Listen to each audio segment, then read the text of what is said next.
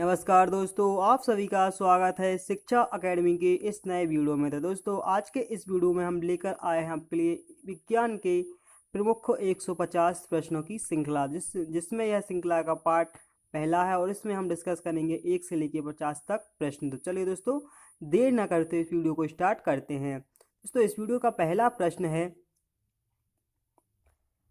जल में तैरना न्यूटन की गति के कौन से नियम के कारण संभव हो पाता है। जल में तैरना न्यूटन की किस गति के कारण संभव हो पाता है, या गति के कौन से नियम के कारण संभव हो पाता है। तो वह होता है न्यूटन के तृतीय नियम के कारण संभव हो पाता है जल में तैरना। ठीक है। इसके बाद अगला प्रश्न है, कृष्ण छिद्र सिद्धांत को किसने प्रतिपादित किया था। कृष्ण छिद्र या ब्लैक होल बोला जाता है उसे, सिद्धांत को किसने प्रतिपादित किया था। दोस्तों क्या था, किसने, एस चंद्रशेखर ने यह प्रतिपादित किया था। ठीक है। इसके बाद चलते अगला क्वेश्चन है, ज्योति फ्लक्स किसका मात्रक है। ज्योति फ्लक्स किसका मात्रक है। तो इसका आंसर क्या है, ल्यूमेन का मात्रक है। ठीक है।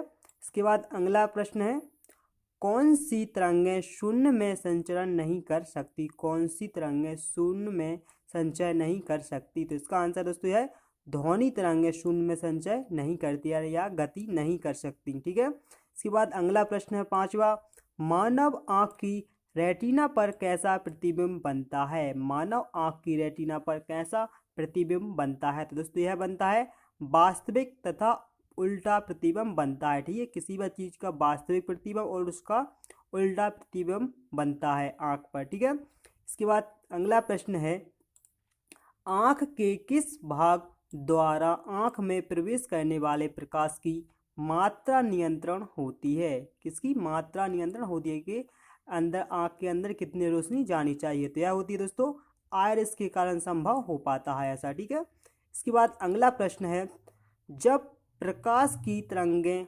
वायु से कांच में होकर गुजरती हैं तब केवल किससे परितः प्रभावित होंगे। तो दोस्तों यह तरंग दैर्घ्य तथा वेग दोनों परिवर्तन हो जाएंगे। तरंग दैर्घ्य भी परिवर्तन हो जाएगी और उसका वेग भी परिवर्तन हो जाएगा। ठीक है।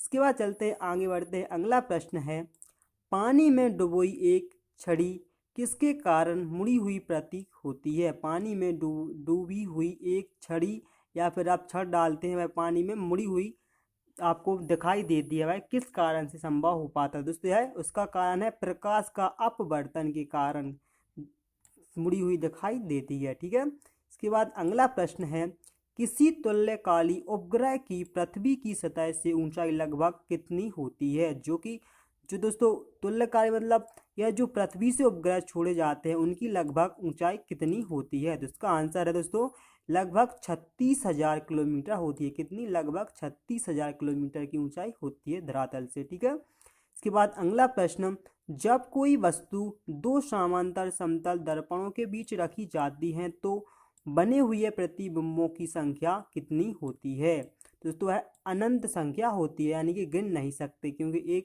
एक बनेगा फिर उसके अंदर बनता है फिर उसके भी अंदर, ऐसे करके बनते ही रहते हैं, इसलिए उसे अनंत कहा जाता है। इसके बाद अगला प्रश्न, महासागर में डूबी हुई वस्तुओं की स्थिति जानने के लिए किस यंत्र का प्रयोग किया जाता है। समुद्रों में डूबी हुई वस्तु को जानने या ढूंढने के लिए किस चीज का यंत्र किया जाता है, किस यंत्र का प्रयोग किया जाता है। तो यह दोस्तों सोनार यंत्र का प्रयोग किया जाता है। किसका, सोनार यंत्र का। ठीक है। इसके बाद नेक्स्ट प्रश्न है, ट्यूबलाइट में व्यय ऊर्जा का लगभग कितने भाग प्रकाश में परिवर्तित होता है। तो दोस्तों है 60 से 70% भाग परिवर्तन होता है। ठीक है। इसके बाद अगला प्रश्न, धूप से बचने के लिए छाते में रंग संयोजन किस प्रकार उचित है। जो छाता होता है, छतरी होती है, उसमें रंग जो होते हैं वह किस प्रकार संयोजन किए जाते हैं। दोस्तों आप देखें ऊपर सफेद नीचे काला। ठीक है। ये दोस्तों गलत है, ऊपर काला होता है और नीचे सफेद होता है। ठीक है। ऊपर से काला होता है और नीचे से सफेद होता है इसका रंग। ठीक है। यह इस पे गलत हो गया है। इसके बाद अगला प्रश्न है, कौन सी प्रक्रिया प्रकाश और ध्वनि दोनों में घटित नहीं होती। ठीक है। कौन सी प्रक्रिया प्रकाश और ध्वनि दोनों में घटित नहीं होती। तो यह दोस्तों ध्रुवण की प्रक्रिया घटित नहीं होती। ठीक है। इसके बाद अगला प्रश्न है, पृथ्वी के गुरुत्वाकर्षण का कितना भाग चंद्रमा के गुरुत्वाकर्षण के सबसे नजदीक है, यानी कि कितने बराबर है। दोस्तों यह पृथ्वी से 1/6 के बराबर है। ठीक है, इसके बाद नेक्स्ट प्रश्न है, चंद्र एक्स-रे दूरबीन का नाम किस वैज्ञानिक के सम्मान में रखा गया। ठीक है, सम्मान है यहाँ पे, सम्मान नहीं, किस सम्मान में रखा गया, किस वैज्ञानिक के सम्मान में रखा गया। दोस्तों यह एस चंद्रशेखर जी के सम्मान में रखा गया चंद्र एक्स-रे दूरबीन का नाम। ठीक है, इसके बाद अगला प्रश्न है, मनुष्य को ध्वनि कंपन की अनुभूति कितनी आवृत्ति सीमा में होती है। मनुष्य को ध्वनि कंपन की अनुभूति कितनी आवृत्ति सीमा में होती है। दोस्तों यह होती है 20 से 20,000 हर्ट्ज के बीच में होती है। ठीक है, इसके बाद अगला प्रश्न है, कूलिज नालिका का प्रयोग कौन सी किरणें उत्पन्न करने के लिए किया जाता है। कूलिज नालिका का प्रयोग कौन सी किरणें उत्पन्न करने के लिए किया जाता है। दोस्तों यह एक्सरे किरणें उत्पन्न करने के लिए इसका प्रयोग किया जाता है। ठीक है, इसके बाद अगला प्रश्न है, जब जर्मेनियम जाली में आर्सेनिक परमाणु डाले जाते हैं तो वह क्या बन जाता है। जब जर्मेनियम जाली में आर्सेनिक परमाणु डाले जाते हैं तो वह क्या बन जाता है। दोस्तों वह बन जाता है, वह सेमीकंडक्टर बन जाता है। क्या, वह सेमीकंडक्टर बन जाता है। ठीक है, इसके बाद नेक्स्ट है, दूर की वस्तु के निरीक्षण के लिए किस यंत्र का प्रयोग किया जाता है, या दूर की वस्तु देखने के लिए किस यंत्र का प्रयोग किया जाता है। दोस्तों यह दूरदर्शी प्रकाशीय का यंत्र का प्रयोग किया जाता है। इसके बाद अगला प्रश्न है, निकट दृष्टि कोण दोष दूर करने के लिए कौन से लेंस का प्रयोग किया जाता है, या निकट दृष्टि दोष को दूर करने के लिए निवारण के लिए कौन सा लेंस प्रयोग किया जाता है। दोस्तों यह नतोदर लेंस प्रयोग किया जाता है। ठीक है,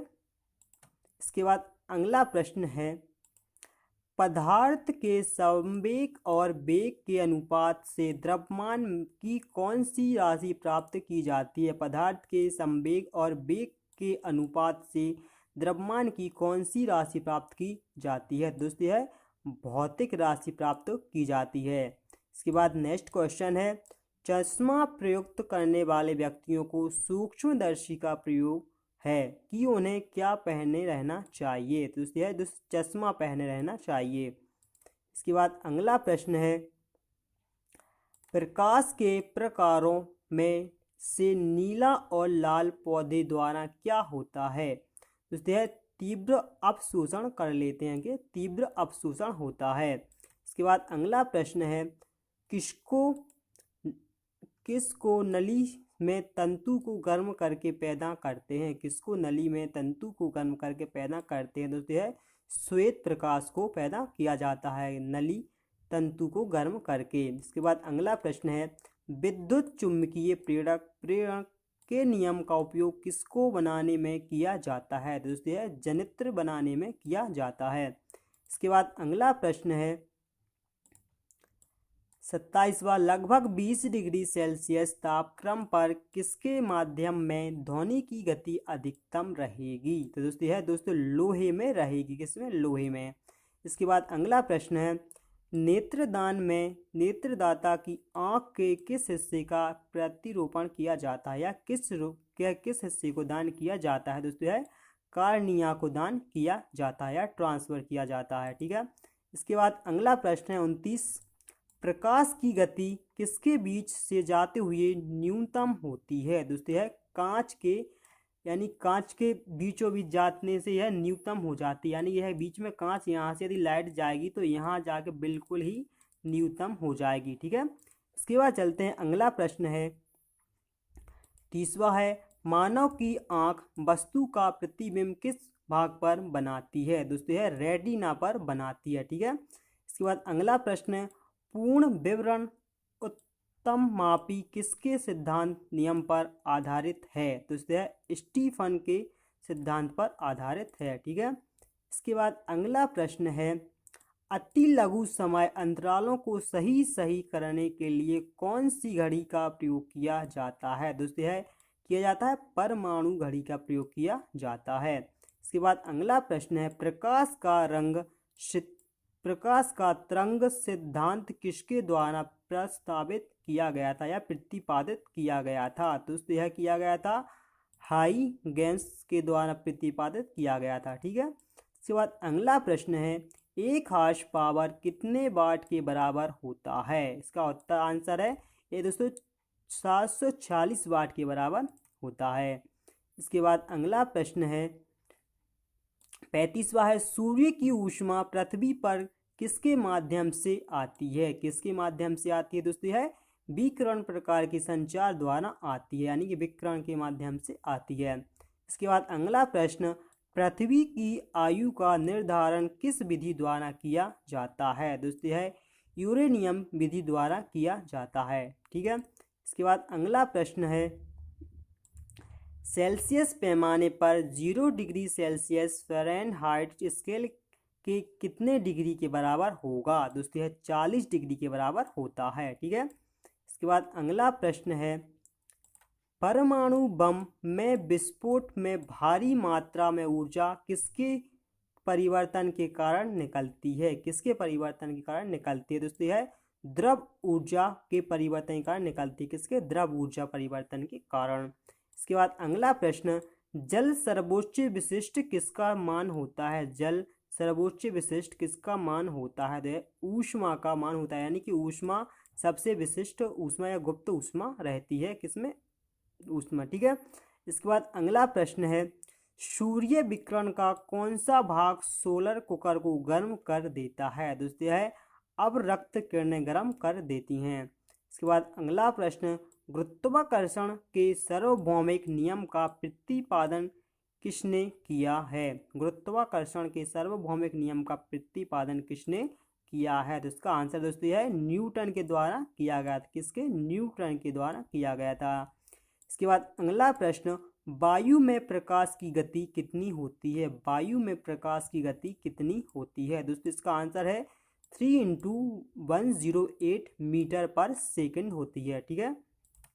इसके बाद अगला प्रश्न है, दूरदृष्टि दोष से पीड़ित व्यक्ति के चश्मे में कौन से लेंस का प्रयोग किया जाता है?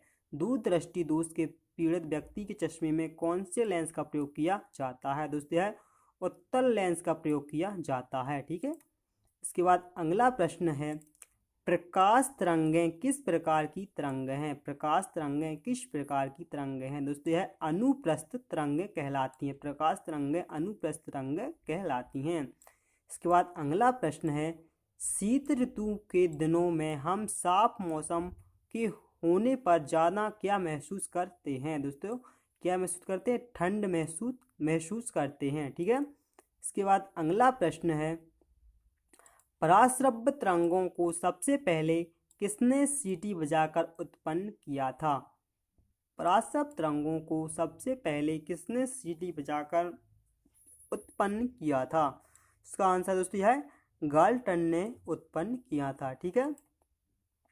इसके बाद अगला प्रश्न है, प्रकाश के विद्युत चुम्बकीय स्वरूप की खोज किसने की थी? प्रकाश के विद्युत चुम्बकीय स्वरूप की खोज किसने की थी? दोस्तों है मैक्सवेल के द्वारा की गई थी इसकी खोज। ठीक है। इसके बाद अगला प्रश्न, क्यूरी रेडियो एक्टिव किसकी इकाई का नाम है? क्यूरी रेडियो एक्टिव किसकी इकाई का नाम है? दोस्तों है धार्मिकता इकाई का नाम है। ठीक है। धार्मिकता की इकाई का नाम है क्या?